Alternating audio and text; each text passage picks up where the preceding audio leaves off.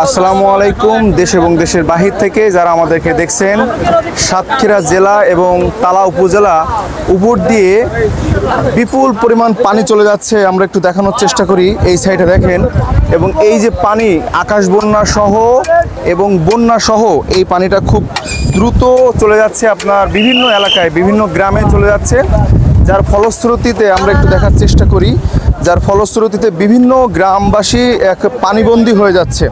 এবং পানিবন্দী হয়ে যাওয়ার ফলে আমরা দেখতে পাচ্ছি যে সেই পানি দূষিত হচ্ছে, এবং দূষিত হয়ে এই পানিগুলো একের পর এক বিভিন্ন রোগ ছড়াচ্ছে এবং বিভিন্ন রোগে আক্রান্ত হচ্ছে।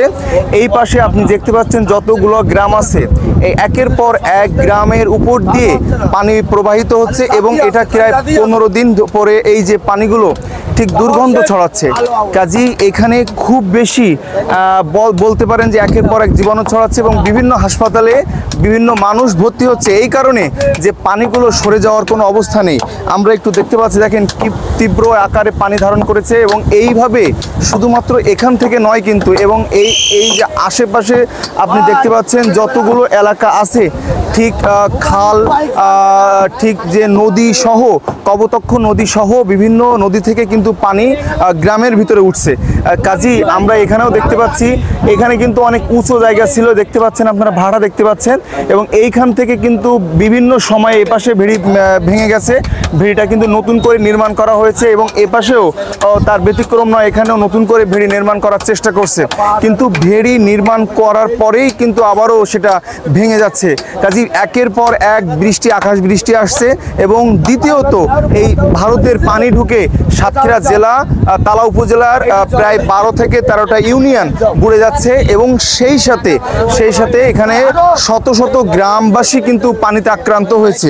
আমরা একটু দেখানোর চেষ্টা করি, এখানে গ্রামবাসীরা খুব বেশি পরিশ্রম করছে, এবং এই পরিশ্রমের ফলাফল কিন্তু তারা ঠিক সুফল পাচ্ছে না। কাজে আপনারা দেখতে পাচ্ছেন পেছনে অনেক ব্যক্তি যারা আছেন, গ্রামবাসী যারা আছেন, তারা কিন্তু এই পানিটাকে নিয়ন্ত্রণ করার চেষ্টা করছে। কাজেই সেটা কিন্তু অনেক সময় তাদের হাতে নাগালের বাইরে চলে যাচ্ছে, কারণ পানির অত্যন্ত চাপ, এবং আকাশ বন্যা, এক কথায় বলা যায় আকাশ বন্যা ধারণ করেছে, এবং প্রতি ঘন্টায় ঘন্টায় একের পর এক বৃষ্টি হচ্ছে। আজকে সকালেও অনেক বেশি বৃষ্টি হয়েছে সাতক্ষীরা জেলাতে, এবং আকাশের অবস্থা দেখতে পাচ্ছেন, কখন জানি আবারও বৃষ্টি নেমে আসে এই প্রত্যয়। আসলে এই অবস্থার ভিতরে সাতক্ষীরা জেলা তথা তালা উপজেলা সহ 12টি ইউনিয়ন এবং সেই সাথে বেশ কিছু গ্রামবাসীও কিন্তু এখানে সংযুক্ত হয়েছে। এখানে আমি বিশেষ করে বলতে পারি যে গোয়ালপোতা এলাকা, যেটা বলা যায় গোয়ালপোতা এলাকা, এই এলাকার আশেপাশে যে গ্রামগুলো আছে তারা সবাই হিন্দু মুসলিম সহ সবাই কিন্তু এই পানিবন্দী হয়েছে। কাজেই আপনারা সবাই দোয়া করবেন সাতক্ষীরা জেলার জন্য। এবং শুধু তাই নয়, এখানে কিন্তু বলা যায় যে তারা আসলে গরিব এবং হতদরিদ্র হওয়ার কারণে তারা কিন্তু বাসা থেকে যে বেরিয়ে আসবে, রাস্তায় এসে থাকবে, এই পর্যাপ্ত মানে তাদের জন্য খাবারের ব্যবস্থা এখনো কেউ করেনি। তো কাজেই আমরা চেষ্টা করছি তাদের জন্য কিছু করার জন্য।